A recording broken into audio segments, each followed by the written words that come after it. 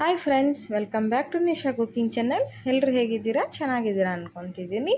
ನಾನು ನೋಡ್ರಿ ಇವತ್ತು ನಮ್ಮ ಉತ್ತರ ಕರ್ನಾಟಕದ ಸ್ಪೆಷಲ್ ರೆಸಿಪಿನ ನಿಮ್ಮ ಜೊತೆ ಶೇರ್ ಮಾಡ್ತಾ ಇದ್ದೀನಿ. ನೋಡ್ರಿ, ಹೊಸದಾಗಿ ಕಲಿಯೋರು ಸಹಿತ ಈಸಿಯಾಗಿ ಮಾಡಿಕೊಂಡು ತಿನ್ನುವಂತಹ ಒಂದು ವಿಶೇಷವಾದ ರೆಸಿಪಿನ ನಿಮ್ಮ ಜೊತೆ ನಾನು ಶೇರ್ ಮಾಡ್ತಾ ಇದ್ದೀನಿ. ನೋಡ್ರಿ, ಈ ವಿಡಿಯೋ ರೆಸಿಪಿ ನಿಮಗೆ ಇಷ್ಟ ಆಗುತ್ತೆ ಅಂದ್ಕೊಂಡಿದ್ದೀನಿ. ಇಷ್ಟ ಅನಿಸಿದರೆ ದಯವಿಟ್ಟು ನಮ್ಮ ಚಾನಲ್ಗೆ ಸಬ್ಸ್ಕ್ರೈಬ್ ಮಾಡಿಕೊಂಡು ಬೆಲ್ ಐಕನನ್ನು ಪ್ರೆಸ್ ಮಾಡಿ ವಿಡಿಯೋಗೆ ಲೈಕ್ಸ್ ಮಾಡಿರಿ, ಶೇರ್ ಮಾಡಿರಿ. ಹಾಗಾದರೆ ನೋಡಿ ಹೇಗೆ ಮಾಡೋದು ಅಂತ ಹೇಳಿ ನಾನಿವತ್ತು ಮಾಡ್ತಾ ಇದ್ದೀನಿ.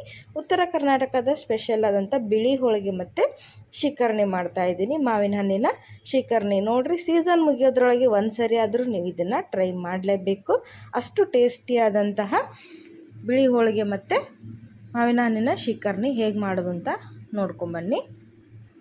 ಇಲ್ಲಿ ನೋಡಿರಿ, ಫಸ್ಟು ನಾನು ಹೋಳಿಗೆ ಮಾಡೋದಕ್ಕೆ ಇಲ್ಲಿ ಗೋಧಿ ಹಿಟ್ಟನ್ನು ತಗೊಂಡಿದ್ದೀನಿ. ನೀವು ಬೇಕಾದರೆ ಮೈದಾ ಹಿಟ್ಟನ್ನು ಬಳಸ್ಬೋದು, ಇಲ್ಲ ಎರಡು ಮಿಕ್ಸ್ ಮಾಡಿನೂ ಬಳಸ್ಬೋದು. ಅಂದರೆ 1 ಕಪ್ ಗೋಧಿ ಹಿಟ್ಟು 1 ಕಪ್ ಮೈದಾ ಹಿಟ್ಟು ಹೀಗೆ ಈಕ್ವಲ್ ಆಗಿ ತೊಗೊಂಡು ಬಳಸ್ಬೋದು. ನಾನಿಲ್ಲಿ ಗೋಧಿ ಹಿಟ್ಟನ್ನು ಮಾತ್ರ ತೊಗೊಂಡಿದ್ದೀನಿ. ನೋಡಿರಿ, ಒಂದು ಕಪ್ಪಿಂದ ಪೂರ್ತಿ 1 ಕಪ್ ಹಿಟ್ಟನ್ನು ತೊಗೊಂಡಿದ್ದೀನಿ. ಈಗ ಇದಕ್ಕೆ ರುಚಿಗೆ ತಕ್ಕಷ್ಟು ಒಂದು ಚಿಟಿಕೆ ಉಪ್ಪನ್ನು ಹಾಕಬೇಕು. ನೋಡಿರಿ, ಸ್ವಲ್ಪ ಹಿಟ್ಟನ್ನು ಜಲ್ಡಿ ಮಾಡಿ ತಗೊಳ್ರಿ, ಆವಾಗ ನಾದಕ್ಕೆ ಈಸಿ ಆಗುತ್ತೆ. ಚಿಟಿಕೆ ಉಪ್ಪನ್ನು ಹಾಕ್ರಿ. ಆಮೇಲೆ 1-2 ಸ್ಪೂನಷ್ಟು ಎಣ್ಣೆನ ಹಾಕ್ತಾಯಿದ್ದೀನಿ. ಎಣ್ಣೆ ಹಾಕೋದ್ರಿಂದ ಹೋಳಿಗೆ ತುಂಬ ಚೆನ್ನಾಗಿ ಬರುತ್ತೆ, ಹಿಟ್ಟು ಸಾಫ್ಟಾಗಿ ಬರುತ್ತೆ. ನೋಡಿರಿ, ಎಣ್ಣೆ ಒಳಗೆ ಫಸ್ಟು ಡ್ರೈ ಹಿಟ್ಟನ್ನು ಚೆನ್ನಾಗಿ ಮಿಕ್ಸ್ ಮಾಡಿಕೊಳ್ರಿ. ಈಗ ಇದಕ್ಕೆ ನೀರನ್ನು ಹಾಕಿ ನಾವು ಚಪಾತಿ ಹಿಟ್ಟಿಗಿಂತ ಸ್ವಲ್ಪ ಸ್ಮೂತಾಗಿ ನಾದಬೇಕು. ಅಂದರೆ ಹೋಳಿಗೆಗೆ ಹೇಗೆ ನಾದ್ತೀವೋ ಆ ಥರ ನಾದಬಾರ್ದು, ಸ್ವಲ್ಪ ಗಟ್ಟಿಯಾಗಿರಬೇಕು. ನೋಡಿರಿ, ಈ ರೀತಿ ಇರಬೇಕು. ಇದಕ್ಕೆ ಮೇಲ್ಗಡೆಯಿಂದ ಸ್ವಲ್ಪ ಎಣ್ಣೆ ಸವರ್ಬಿಟ್ಟು ಒಂದು ಹಾಫ್ ಆನ್ ಅವರು, ಒಂದು ಅರ್ಧ ಗಂಟೆ ಅಷ್ಟು ನೆನೆಯಕ್ಕಿಡೋಣ. ಯಾಕಂದರೆ ಹಿಟ್ಟು ನೆನೆದಷ್ಟು ಹೋಳಿಗೆ ಚೆನ್ನಾಗಿ ಬರುತ್ತೆ. ಇದನ್ನು ಒಂದು ಅರ್ಧ ಗಂಟೆಗಳ ಕಾಲ ನೆನೆಸಿದರೆ ಹೋಳಿಗೆ ತುಂಬ ಚೆನ್ನಾಗಿ ಬರುತ್ತೆ. ನೋಡಿರಿ, ಕಟ್ಟಾಗೋದಿಲ್ಲ. ಈಗ ಮಾವಿನ ಹಣ್ಣಿನ ಶಿಕರಣಿ ಮಾಡೋಣ. ನೋಡಿರಿ, ಹಣ್ಣಿನ ಶಿಕರಣಿ ಮಾಡೋದಕ್ಕೆ ನಾನಿಲ್ಲಿ 2 ಮಾವಿನ ಹಣ್ಣನ್ನು ತಗೊಂಡಿದ್ದೀನಿ.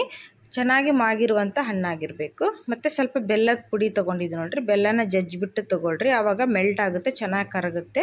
ಸ್ವಲ್ಪ ಏಲಕ್ಕಿ ಪುಡಿ, ಅಂದರೆ 1-2 ಏಲಕ್ಕಿನ ಜಜ್ಜಿ ಪುಡಿ ಮಾಡಿ ತೊಗೊಂಡಿದ್ದೀನಿ. ಈಗ ಮಾವಿನ ಹಣ್ಣನ್ನು ಕಟ್ ಮಾಡಿ ಅದರದ್ದೆಲ್ಲ ಪಲ್ಪನ್ನು ತೆಗಿಬೇಕು. ನೋಡಿರಿ, ತುಂಬ ಚೆನ್ನಾಗಿ ಹಣ್ಣಾಗಿದ್ರು ಅಂತ ಹಣ್ಣನ್ನು ತೊಗೊಳ್ರಿ, ಯಾಕಂದರೆ ನಿಮಗೆ ಅದ್ರ ಪಲ್ಪ್ ತೆಗಿಯೋಕ್ಕೆ ಈಸಿ ಆಗುತ್ತೆ. ಆಮೇಲೆ ಶಿಕರಣಿ ಕೂಡ ತುಂಬ ಚೆನ್ನಾಗಿ ಟೇಸ್ಟಿಯಾಗಿ ಬರುತ್ತೆ. ನೋಡಿರಿ, ಈಗ ಎಲ್ಲ ಹಣ್ಣನ್ನು ಪಲ್ಪ್ ತೆಗೆದು ಇದನ್ನು ಚೆನ್ನಾಗಿ ಬೀಟ್ ಮಾಡಬೇಕು. ಅಂದರೆ ಚೆನ್ನಾಗಿ ಅದು ಹೋಳು ಇರುತ್ತೆ ಅಲ್ವಾ, ಅದನ್ನು ನೀರು ಥರ ಚೆನ್ನಾಗಿ ಬೀಟ್ ಮಾಡ್ಕೋಬೇಕು, ಮಿಕ್ಸ್ ಮಾಡ್ಕೋಬೇಕು. ನೋಡಿರಿ, ಇದೇ ರೀತಿ ಎಲ್ಲ ಹಣ್ಣಿನ ಪಲ್ಪನ್ನು ತೆಗೆದು ನೋಡಿರಿ ಈ ಥರ ಮಾಡಬೇಕು.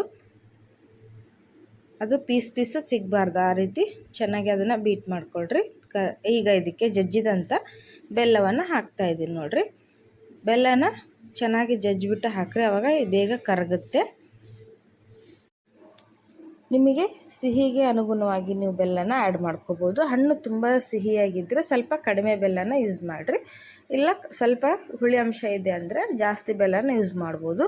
ಬೆಲ್ಲದ ಬದಲು ಸ್ವಲ್ಪ ಸಕ್ಕರೆನೂ ಹಾಕ್ತಾರೆ, ಬಟ್ ಬೆಲ್ಲ ಒಳ್ಳೆಯದಲ್ವ, ಹಾಗಾಗಿ ಬೆಲ್ಲನೇ ಹಾಕಿರಿ. ಬೆಲ್ಲ ಟೇಸ್ಟೇ ತುಂಬ ಚೆನ್ನಾಗಿರುತ್ತೆ. ನೋಡಿರಿ, ಈಗ ಇದಕ್ಕೆ ಎಷ್ಟು ಬೆಲ್ಲ ಬೇಕೋ ಅಷ್ಟನ್ನು ಆ್ಯಡ್ ಮಾಡಿಕೊಂಡು ನಾನಿಲ್ಲಿ ಒಂದು 10-15 ನಿಮಿಷ ನೆನೆಯೋಕ್ಕೆ ಬಿಡ್ತೀನಿ. ಅಂದರೆ ಬೆಲ್ಲ ಚೆನ್ನಾಗಿ ಕರಗಬೇಕು. ಸ್ವಲ್ಪ ಇದಕ್ಕೆ ಏಲಕ್ಕಿ ಪುಡಿನ ಹಾಕ್ತಾಯಿದ್ದೀನಿ. ನೋಡಿರಿ, ಏಲಕ್ಕಿ ಪುಡಿ ಘಮ ಸಹಿತ ತುಂಬ ಚೆನ್ನಾಗಿರುತ್ತೆ. ಇದಕ್ಕೆ ಹಾಕಿ ಇದನ್ನು ಚೆನ್ನಾಗಿ ಮಿಕ್ಸ್ ಮಾಡಬೇಕು. ಬೀಟರ್ ಇದ್ದರೆ ಚೆನ್ನಾಗಿ ತೊಗೊಂಡು ಬೀಟ್ ಮಾಡಿರಿ. ಈ ಥರ ಪಲ್ಪ್ಸ್ ಹೋಳು ಇಲ್ಲದೇ ಇರೋ ರೀತಿ ಚೆನ್ನಾಗಿ ಸಾಫ್ಟಾಗಿ ಬರೋ ರೀತಿ. ನೋಡಿರಿ, ಚೆನ್ನಾಗಿ ಮಿಕ್ಸ್ ಮಾಡಿ ಇದನ್ನು ಒಂದು 10-20 ನಿಮಿಷ ಬಿಟ್ಬಿಡೋಣ, ಆವಾಗ ಶಿಕರಣಿ ರೆಡಿ ಆಗುತ್ತೆ. ನೋಡಿರಿ, ಈಗ ಇಲ್ಲಿ ಹೋಳಿಗೆ ಮಾಡೋದಕ್ಕೆ ಹೂರಣನ ರೆಡಿ ಮಾಡ್ಕೊಳ್ಳೋಣ. ಇಲ್ಲಿ ನಾನು ಒಂದು ಪೂರ್ತಿ ಬೌಲ್ನಲ್ಲಿ 1 ಬೌಲ್ ಅಷ್ಟಾದರೆ 1 ಕಪ್ಪಷ್ಟು ಜೋಳದ ಹಿಟ್ಟನ್ನು ತೊಗೊಂಡಿದ್ದೀನಿ. ಅದಕ್ಕೆ 1.5 ಕಪ್ಪಷ್ಟು ನೀರನ್ನು ಹಾಕಿದ್ದೀನಿ. ನೀರು ಸ್ವಲ್ಪ ಕಡಿಮೆ ಇರಲಿ, ಯಾಕಂದರೆ ನೀರು ಜಾಸ್ತಿ ಹಾಕಿಬಿಟ್ರೆ ಹೂರಣ ತುಂಬ ಮೆತ್ತಗಾಗ್ಬಿಡುತ್ತೆ. ಮೆತ್ತಗಾದರೆ ತುಂಬಕ್ಕೆ ಚೆನ್ನಾಗಿರಲ್ಲ, ಸ್ವಲ್ಪ ಗಟ್ಟಿಯಾಗಿರಬೇಕು. ಈಗ ಇದು ನೀರು ಕುದಿಯೋಕ್ಕೆ ಬಿಡೋಣ. ನೀರು ಚೆನ್ನಾಗಿ ಬಾಯ್ಲ್ ಆಗಲಿ. ಇವಾಗ ಇದಕ್ಕೆ ಹಿಟ್ಟು ಹಾಕಿ ಚೆನ್ನಾಗಿ ತಿರುಗಿಸ್ಕೋಬೇಕು.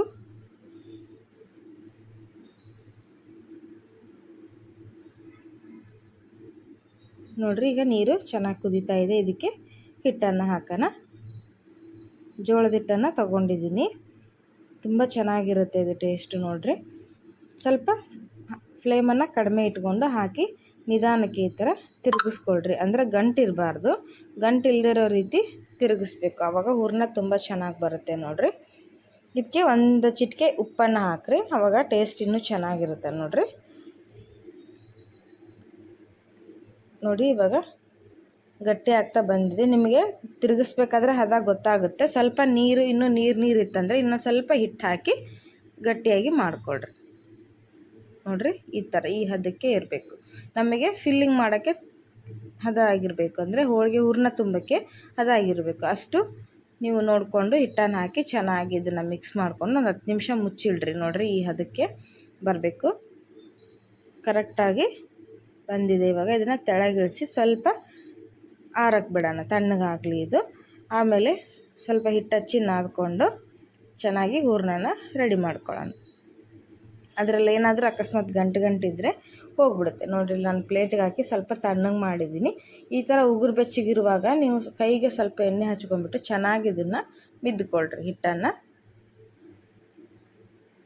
ಯಾವುದೇ ಗಂಟುಗಳಾಗಿಲ್ಲ, ತುಂಬ ಸಾಫ್ಟಾಗಿ ಬಂದಿದೆ, ತುಂಬ ಚೆನ್ನಾಗಿ ರೆಡಿಯಾಗಿದೆ ನೋಡಿರಿ ಹೂರಣ. ಇದೇ ಥರ ಮಾಡಿಕೊಳ್ರಿ. ಈಗ ಸ್ವಲ್ಪ ಬಿಸಿ ಇದೆ, ಇದು ತಣ್ಣಗಾಗಲಿ. ಹೂರಣದ ಈ ಥರ ತಿಡ್ಕೊಂಡು ಹೂರಣದ ಉಂಡೆಗಳನ್ನಾಗಿ ಮಾಡಿ ಇಟ್ಕೊಳ್ಳೋಣ. ಇವಾಗ ಸ್ವಲ್ಪ ಒಂದು 5 ನಿಮಿಷ ನಾದಿದರೆ ತುಂಬ ಹದವಾಗಿ ಬರುತ್ತೆ ನೋಡಿರಿ. ಈ ಥರ ನಾದ್ರಿ. ಕೈ ಸುಡ್ತಾ ಇದ್ದರೆ ಸ್ವಲ್ಪ ತಣ್ಣಗಾಗಕ್ಕೆ ಬಿಡಿ, ಆಮೇಲೆ ನಾದ್ಕೊಳ್ರಿ, ಚೆನ್ನಾಗಿ ಬರುತ್ತೆ ಆವಾಗ. ನೋಡಿರಿ ಸ್ವಲ್ಪ ಕೂಡ ಕೈಗೇನು ಅಂಟ್ತಾ ಇಲ್ಲ, ಅಷ್ಟು ಚೆನ್ನಾಗಿ ಪರ್ಫೆಕ್ಟಾಗಿ ಬಂದಿದೆ ನೋಡಿ. ಈಗ ಇದನ್ನು ನೋಡಿರಿ ಎಷ್ಟು ಚೆನ್ನಾಗಿ ಹದವಾಗಿ ಬಂದಿದೆ ಅಂತ ತೋರಿಸ್ತಾ ಇದ್ದೀನಿ ನಾನಿಲ್ಲಿ. ಈ ರೀತಿ ರೆಡಿ ಮಾಡ್ಕೋಬೇಕು ಹೂರಣನ. ಇಲ್ಲಿ ನೋಡಿರಿ ಹಿಟ್ಟು ಸಹಿತ ಚೆನ್ನಾಗಿ ಸಾಫ್ಟಾಗಿ ನೆನೆದಿದೆ. ಒಂದು ಅರ್ಧ ಗಂಟೆ ಬಿಟ್ಟರೆ ಚೆನ್ನಾಗಿ ನೆನೆಯುತ್ತೆ ಹಿಟ್ಟು ನೋಡಿ. ಈಗ ಹೂರಣನ ಈ ಥರ ಉಂಡೆಗಳನ್ನಾಗಿ ಮಾಡಿ ತಗೊಂಡಿದ್ದೀನಿ ನಾನು. ನಿಮಗೆ ದೊಡ್ಡದಾಗಿರೋ ಹೋಳಿಗೆ ಮಾಡ್ತಾಯಿದ್ರೆ ದೊಡ್ಡ ಸೈಜಲ್ಲಿ ಮಾಡಿಕೊಡ್ರಿ, ಚಿಕ್ಕದಾಗಿ ಮಾಡ್ತಾಯಿದ್ರೆ ಚಿಕ್ಕದಾಗಿ ಮಾಡಿಕೊಡ್ರಿ. ಇದು ಗೋಧಿ ಹಿಟ್ಟಿನ ಕಣನ ನಾನು ಹೂರಣ ತುಂಬಕ್ಕೆ ಲಟ್ಟಿಸ್ತಾ ಇದ್ದೀನಿ. ಅಂದರೆ ಚಪಾತಿ ಹಿಟ್ಟನ್ನ ಸ್ವಲ್ಪ ತೊಗೊಂಡು ಈ ಥರ ತುಂಬಕ್ಕೆ ಚಿಕ್ಕದಾದಂಥ ಎಲೆನ ರೆಡಿ ಮಾಡಿಕೊಳ್ರಿ. ಸ್ವಲ್ಪ ಲಟ್ಸಿದ್ರೆ ನಿಮಗೆ ತುಂಬಕ್ಕೆ ಈಸಿ ಆಗುತ್ತೆ. ಈಗ ಇದರೊಳಗೆ ಹೂರಣದ ಉಂಡೆನ ಫಿಲ್ ಮಾಡ್ತಾಯಿದ್ದೀನಿ ನೋಡಿ. ಈಸಿಯಾಗಿ ಹೊಸದಾಗಿ ಕಲಿಯೋರು ಸಹಿತ ಈಸಿಯಾಗಿ ಮಾಡ್ಬೋದು ಈ ಹೋಳಿಗೆನ. ಟೇಸ್ಟಿಯಾಗಿರುತ್ತೆ ನೋಡಿರಿ. ಏನಾದರೂ ವಿಶೇಷವಾಗಿ ಸ್ಪೆಷಲಾಗಿ ಹೋಳಿಗೆ ಮಾಡಬೇಕು ಅಂದರೆ ಈ ಥರ ಮಾಡಿರಿ, ತುಂಬ ಇಷ್ಟಪಡ್ತಾರೆ ನೋಡಿರಿ. ನೋಡಿ ಈ ಥರ ಫಿಲ್ ಮಾಡ್ಕೊಂಬಿಟ್ಟು ಒಂದು ಸರಿ ರೌಂಡಾಗಿ ತಿರುಗಿಸಿ ಇದನ್ನ ಈಗ ಹೋಳಿಗೆನ ಲಟ್ಟಿಸ್ಕೊಂಬರೋಣ. ನೋಡಿ ಸ್ವಲ್ಪ ಕೂಡ ಕಟ್ಟಾಗಲ್ಲ, ತುಂಬ ಚೆನ್ನಾಗಿ ಬರುತ್ತೆ ನೋಡಿರಿ ಹೋಳಿಗೆ. ಗಟ್ಟಿಯಾಗಿದ್ದರೆ ನೋಡಿರಿ ಹೂರಣ ಗಟ್ಟಿಯಾಗಿದ್ದರೆ ಹೋಳಿಗೆ ಹರಿಯೋದಿಲ್ಲ. ಹಾಗಾಗಿ ಸ್ವಲ್ಪ ಹೂರಣನ ಗಟ್ಟಿಗೆ ಮಾಡಿಕೊಳ್ರಿ. ಮೆತ್ತಗೆ ಮಾಡಿಬಿಟ್ರೆ ನೋಡಿರಿ ಚೆನ್ನಾಗಿ ಬರೋದಿಲ್ಲ, ಕಟ್ಟಾಗ್ಬಿಡುತ್ತೆ. ಈಗ ಇದನ್ನು ಲಟ್ಟಿಸ್ಕೊಂಬರೋಣ. ನೋಡಿರಿ ಈ ಥರ ಹೋಳಿಗೆನ ನಿಮಗೆ ಯಾವ ಗಾತ್ರದಲ್ಲಿ ಹೋಳಿಗೆ ಬೇಕೋ ಅಷ್ಟು ದೊಡ್ಡದಾಗಿ ನೀವು ಅದನ್ನು ಮಾಡ್ಕೋಬೋದು. ಇಲ್ಲಿ ತವಾ ಕೂಡ ಬಿಸಿ ಮಾಡೋಕ್ಕೆ ಇಟ್ಟಿದ್ದೀನಿ ಆಲ್ರೆಡಿ. ಸ್ವಲ್ಪ ಇದಕ್ಕೆ ಚೆನ್ನಾಗಿ ಬಿಸಿ ಮಾಡ್ಕೊಂಡ್ಮೇಲೆ 1 ಸ್ಪೂನಷ್ಟು ಎಣ್ಣೆನ ಹಾಕ್ರಿ. ತವಾ ಚೆನ್ನಾಗಿ ಬಿಸಿ ಮಾಡಿಕೊಡ್ರಿ, ಆವಾಗ ಹೋಳಿಗೆ ಅಂಟೋದಿಲ್ಲ, ಹಂಚಿಗೆ ಚೆನ್ನಾಗಿ ಎದ್ದು ಬರುತ್ತೆ ನೋಡಿ. 1 ಸ್ಪೂನ್ ಎಣ್ಣೆ ಹಾಕಿ ಈಗ ಲಟ್ಟಿಸ್ಕೊಂಡಂಥ ಹೋಳಿಗೆನ ಹಾಕಿ ಚೆನ್ನಾಗಿ ಬೇಯಿಸಬೇಕು. ನೋಡಿರಿ ಚೆನ್ನಾಗಿ ಕಾದಿದೆ ತವಾ. ಈಗ ಇಲ್ಲಿ ಲಟ್ಟಿಸಿದಂಥ ಹೋಳಿಗೆನ ಹಾಕಿ ಚೆನ್ನಾಗಿ ಬೇಯಿಸ್ಕೊಂಬಿಡೋಣ 2 ಕಡೆ.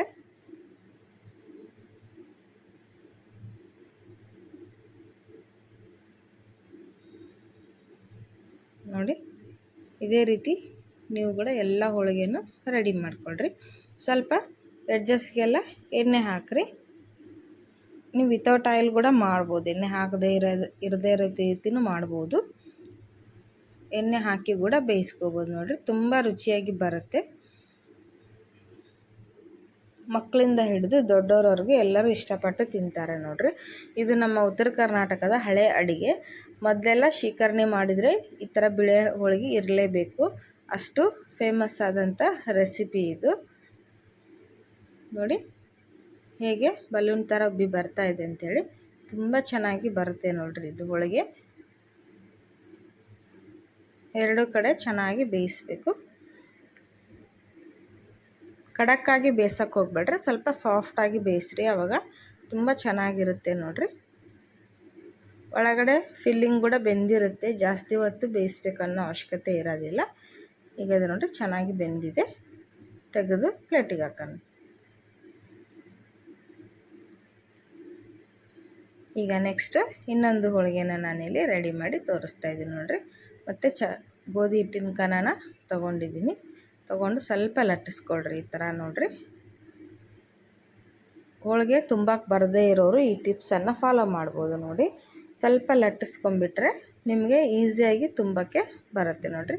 ಈಗ ಅದರೊಳಗೆ ಹೂರಣನ ಇಟ್ಟು ಈ ಥರ ಎಲ್ಲ ಎಡ್ಜಸ್ಸನ್ನು ತೊಗೊಂಡು ನೋಡಿರಿ ಒಂದೇ ಹಿಟ್ಟಿಗೆ ಹಿಂಗೆ ಸೇರಿಸ್ಬಿಟ್ರೆ ತುಂಬ ಈಸಿಯಾಗಿ ಬರುತ್ತೆ. ಹಿಟ್ಟು ಈಕ್ವಲಾಗಿ ಸ್ಪ್ರೆಡ್ ಆಗುತ್ತೆ, ಕಟ್ ಆಗೋದಿಲ್ಲ ನೋಡಿ.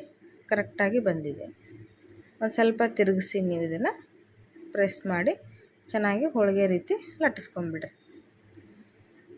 ಹೋಳಿಗೆ ಲಟ್ಟಿಸ್ಬೇಕಾದ್ರೆ ನೋಡಿರಿ ಜಾಸ್ತಿ ಪ್ರೆಷರ್ ಹಾಕಬಾರ್ದು ಹಿಟ್ಟಿನ ಮೇಲೆ. ನಾವು ಚಪಾತಿ ರೊಟ್ಟಿ ಲಟ್ಟಿಸ್ಬೇಕಾದ್ರೆ ಹೇಗೆ ಪ್ರೆಷರ್ ಹಾಕ್ತೀವೋ ಆ ರೀತಿ ಹಾಕಬಾರ್ದು, ನಿಧಾನವಾಗಿ ಲಟ್ಟಿಸ್ಕೋಬೇಕು ನೋಡಿರಿ. ಇಲ್ಲಿ ಹೋಳಿಗೆ ರೆಡಿಯಾಗಿದೆ, ತವಾ ಕೂಡ ಬಿಸಿಯಾಗಿದೆ. ಇದೊಂದು ಹೋಳಿಗೆಯನ್ನು ಸಹಿತ ನಾವು ಬೇಯಿಸ್ಕೊಂಬರೋಣ.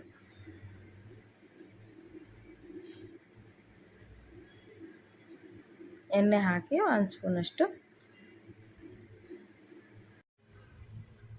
ನೋಡಿರಿ. ತವಾ ಚೆನ್ನಾಗಿ ಬಿಸಿ ಆದಮೇಲೆ ನಾವು ಈಗ ಲಟ್ಟಿಸ್ಕೊಂಡಂಥ ಹೋಳಿಗೆನ ಹಾಕಿ ಚೆನ್ನಾಗಿ ಬೇಯಿಸೋಣ. ತವಾ ಚೆನ್ನಾಗಿ ಕಾದ್ಮೇಲೆ ಹಾಕಿರಿ, ಆವಾಗ ಹೋಳಿಗೆ ಅಂಟೋದಿಲ್ಲ ನೋಡಿರಿ. ತವಾಗೆ ಚೆನ್ನಾಗಿ ಎದ್ದು ಬರುತ್ತೆ, ತುಂಬ ಚೆನ್ನಾಗಿ ರೆಡಿ ಆಗುತ್ತೆ. ಈಗ ಅದರ ಎಡ್ಜಸ್ಸಿಗೆ ಕೂಡ 1 ಸ್ಪೂನಷ್ಟು ಎಣ್ಣೆ ಹಾಕಿ, ಮೇಲೆ ಕೂಡ 1 ಸ್ಪೂನ್ ಎಣ್ಣೆ ಹಾಕಿ ಚೆನ್ನಾಗಿ ಬೇಯಿಸ್ಕೊಳ್ರಿ. ಮೇಲೆ ಎಣ್ಣೆ ಹಚ್ಚೋದ್ರಿಂದ ಹೋಳಿಗೆಗಳು ಡ್ರೈ ಆಗೋದಿಲ್ಲ, ಅಂದರೆ ಒಣ ರೀತಿ ಇರೋದಿಲ್ಲ. ತುಂಬ ಚೆನ್ನಾಗಿ ಮಾಯ್ಶ್ಚರ್ ಆಗಿರುತ್ತೆ, ಸಾಫ್ಟಾಗಿ ಬರುತ್ತೆ ನೋಡಿರಿ. ಈ ಥರ ಉಬ್ಬಕ್ಕೆ ಸ್ಟಾರ್ಟ್ ಆದಾಗ ತಿರುಗಿಸಿ ಹಾಕ್ಬಿಡಿ. ಆವಾಗ ನೋಡಿರಿ ಹೋಳಿಗೆ ಯಾವ ರೀತಿ ಚೆನ್ನಾಗಿ ಬೆಂದಿದೆ, ಚೆನ್ನಾಗಿ ಬಂದಿದೆ ನೋಡಿರಿ. ಈ ಥರ ಬಲೂನ್ ಥರ ಉಬ್ಬಿ ಬರಬೇಕು, ಆವಾಗ ಒಳಗಡೆ ತುಂಬ ಚೆನ್ನಾಗಿ ಈಕ್ವಲಾಗಿ ಬೆಂದಿರುತ್ತೆ ನೋಡಿರಿ. ನೋಡಿ ಇದೇ ಥರ ತಿರುಗಿಸಾಕಿ ಎರಡು ಕಡೆ ಚೆನ್ನಾಗಿ ಬೇಯಿಸ್ಕೋಬೇಕು ನೋಡಿ. ಈಗ ಎರಡು ಕಡೆ ಚೆನ್ನಾಗಿ ಹೋಳಿಗೆ ಬೆಂದಿದೆ. ಈಗ ಅದನ್ನು ಪ್ಲೇಟಿಗೆ ತೆಗೆದು ಸರ್ವ್ ಮಾಡೋಣ ಶಿಕರ್ನಿ ಜೊತೆ ಹೇಗಿರುತ್ತೆ ಅಂತ